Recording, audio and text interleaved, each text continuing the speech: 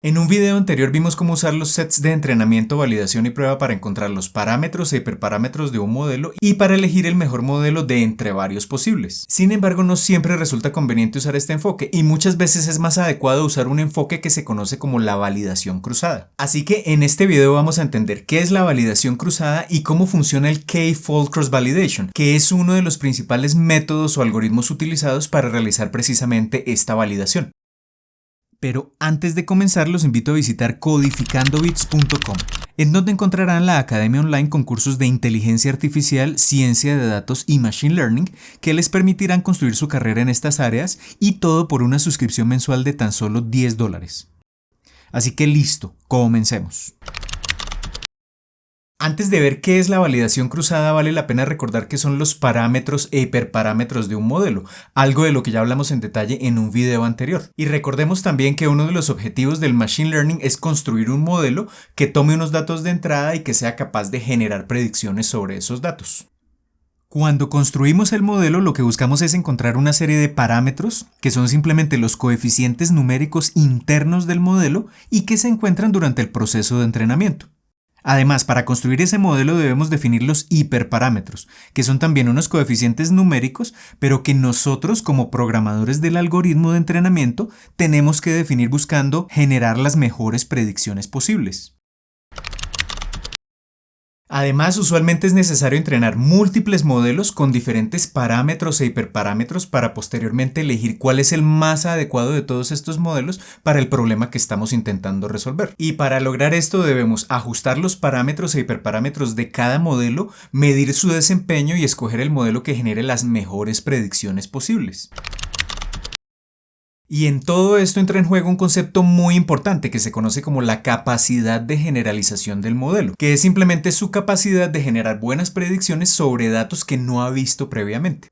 Entendamos esto con un ejemplo. Supongamos que queremos construir un modelo que tome variables como el peso, la edad y algunos hábitos de las personas, como la cantidad de horas de ejercicio que hace semanalmente, por ejemplo, y con ello prediga si el sujeto tiene o no problemas cardíacos. De nada sirve contar con un modelo que durante el entrenamiento acierte en la clasificación el 99% de las veces si al momento de presentarle nuevos datos que nunca antes ha procesado, esta tasa de acierto se reduzca a tan solo el 70%. Es decir, lo ideal sería que en condiciones reales, con datos nunca antes vistos, este desempeño sea cercano al 99% obtenido en el entrenamiento. Y para entrenar el modelo y evaluar su capacidad de generalización podríamos usar precisamente los sets de entrenamiento, validación y prueba. Así que a continuación voy a hacer un pequeño resumen de este método, pero si quieren ver en detalle en qué consiste, les dejo abajo el enlace del video correspondiente. Con este enfoque tomamos nuestro set de datos y lo partimos en tres: entrenamiento, con aproximadamente el 70% de los datos, validación y prueba, cada uno con aproximadamente el 15% de los datos.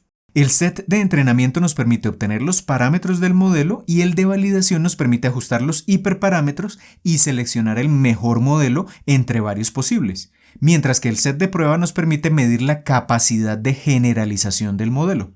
El problema de este enfoque es que para poder usarlo generalmente requerimos muchos datos, generalmente cientos de miles o incluso millones, y esto no resulta siempre viable. Pero además puede ocurrir que al hacer la partición no necesariamente estos tres subsets tengan las mismas distribuciones. Entonces es posible que, por ejemplo, el set de entrenamiento tenga datos ligeramente diferentes de los sets de validación y prueba, y esto va a afectar el entrenamiento y validación del modelo. Y por otra parte, al ajustar los parámetros e hiperparámetros del modelo siempre con los mismos sets de datos, los de entrenamiento y validación, podemos llevar al modelo algo que se conoce como el sobreajuste. Es decir, que el modelo va a tender a memorizar esos datos de entrenamiento y validación y no va a funcionar adecuadamente cuando le presentemos, por ejemplo, los datos provenientes del set de prueba. Y la validación cruzada es precisamente una alternativa a todos estos inconvenientes que acabo de mencionarles. Así que veamos en detalle en qué consiste esta validación cruzada.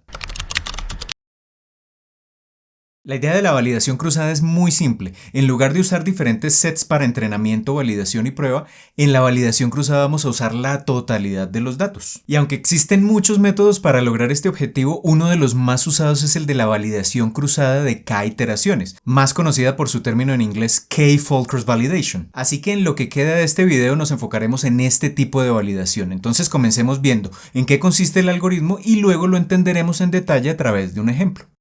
El algoritmo comienza con la mezcla aleatoria de los datos y con la inicialización del parámetro K, que es simplemente un número entero que definirá el número de particiones de nuestro set de datos, así como el número de iteraciones de entrenamiento y validación que se usarán al construir el modelo. Esto es lo que le da el nombre precisamente a este algoritmo. Una vez definido el parámetro K, inicia este proceso de entrenamiento y validación. Así que por un total de K iteraciones se repiten estos pasos. Se toma una de las K particiones y se mantiene oculta al modelo. Se toman las K-1 particiones restantes y con ellas se entrena el modelo, es decir, se calculan de forma automática a través del algoritmo de entrenamiento los parámetros, y una vez entrenado el modelo se almacena su desempeño obtenido con el set de entrenamiento, K-1 particiones, y con el set de datos oculto, la partición restante. Y luego se repiten los 3 pasos anteriores, pero cambiando la partición que se mantiene oculta. Y una vez terminadas las iteraciones tendremos K medidas de desempeño para los sets de entrenamiento y validación usados en cada iteración. Así que el desempeño final del modelo será simplemente el promedio de los desempeños anteriores.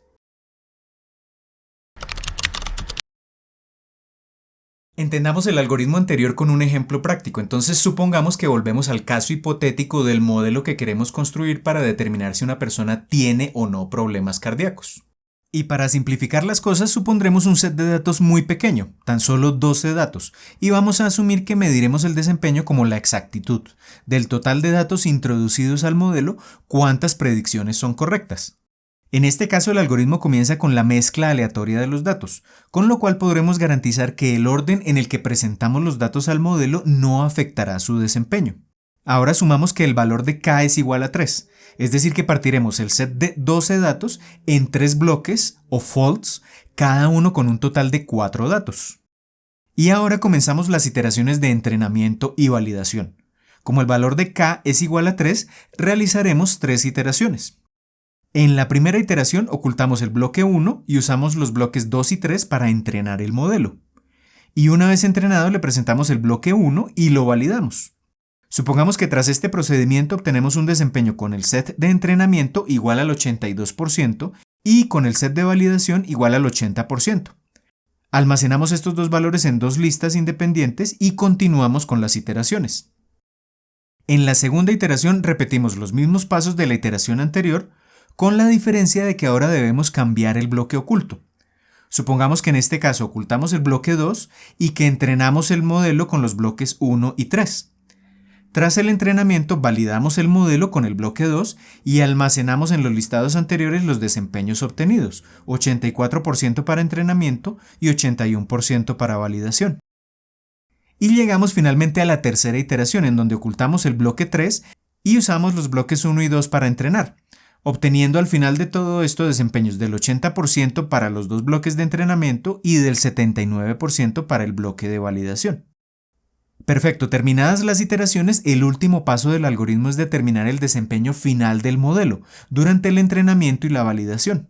Para el caso del entrenamiento simplemente tomamos los desempeños obtenidos durante las 3 iteraciones de entrenamiento, es decir, 82, 84 y 80%, y los promediamos obteniendo una exactitud promedio del 82%. Y hacemos algo similar con los desempeños obtenidos durante las 3 evaluaciones, es decir, 80, 81 y 79%, obteniendo una exactitud promedio del 80%.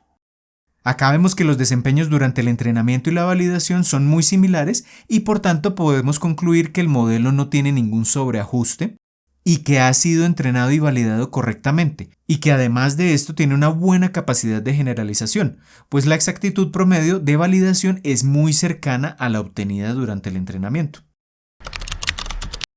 Una pregunta obvia que surge tras haber visto cómo funciona el algoritmo es cuál es el número adecuado de particiones, es decir, cuál es ese valor ideal que debe tener el parámetro K. Y en realidad no existe una única respuesta, pues todo depende del modelo que estemos construyendo y de los datos con que lo estemos alimentando. Sin embargo, podemos analizar algunas situaciones extremas y con base en esto definir un rango de valores de K que podría resultar adecuado. Si escogemos el valor de K más pequeño posible, es decir 2, tendremos tan solo 2 particiones, y es posible que el modelo no detecte adecuadamente los patrones en los datos, lo que hace que la mayoría de las predicciones sean erróneas. Por otra parte, si escogemos un valor de K muy grande, comparado con el tamaño del set de datos, tendremos demasiadas particiones, y cada una de ellas contendrá muy pocos datos. Esto hará que haya demasiada variabilidad en el desempeño entre una y otra partición y por tanto el entrenamiento y la validación no van a ser fiables. Además, si nuestro set de datos tiene muchos datos y a la vez usamos demasiadas particiones, requeriremos muchos más recursos computacionales para el entrenamiento y la validación. Así que usualmente lo que se hace es usar valores intermedios de K dependiendo del tamaño del set de datos, es decir, ni muy pequeños ni muy grandes. Por ejemplo, cuando tenemos unos cuantos cientos o algunos miles de datos, generalmente podríamos usar valores de K iguales a 5, 10 o 20. Y lo que sí podemos hacer es entrenar y validar el modelo con estos 3 diferentes valores de K y verificar cuál de ellos nos genera los mejores resultados para el modelo que estemos entrenando y para los datos que estemos utilizando.